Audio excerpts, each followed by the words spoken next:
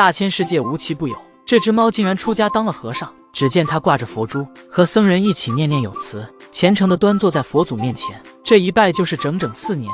在念经的同时，2只猫爪子放在地上整整齐齐，一本正经地看着佛祖，俨然一位得道高僧的模样。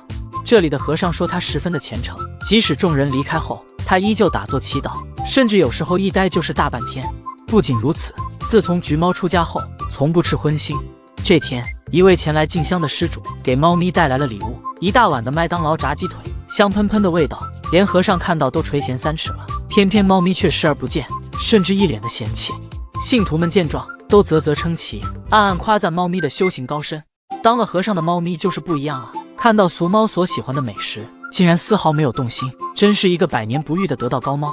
有人不相信，继续把鸡腿放在猫咪面前，哪知道猫咪仿佛受了莫大侮辱一般，眼一瞪，生气而去。只见它虔诚地拜在佛祖面前，像是在赎罪一样，念念有词。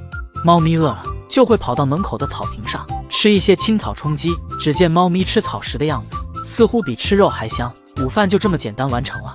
但是令猫咪万万没想到的是，它居然因为这件事情而走红。俗话说得好，树的引人的名，出了名的猫吸引了众多信徒的拜访。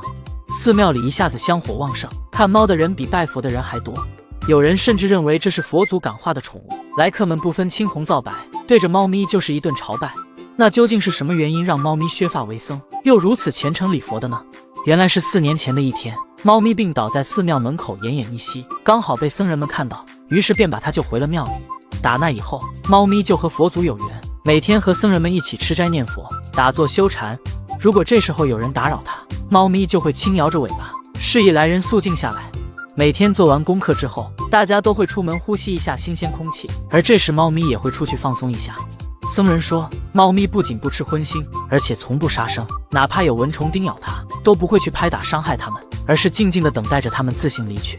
到了晚餐时，僧人会和猫咪一起用膳，看着满桌子的美食，他并没有急着去吃，而是很有礼貌地等人们吃饱后，捡一些剩饭剩菜吃。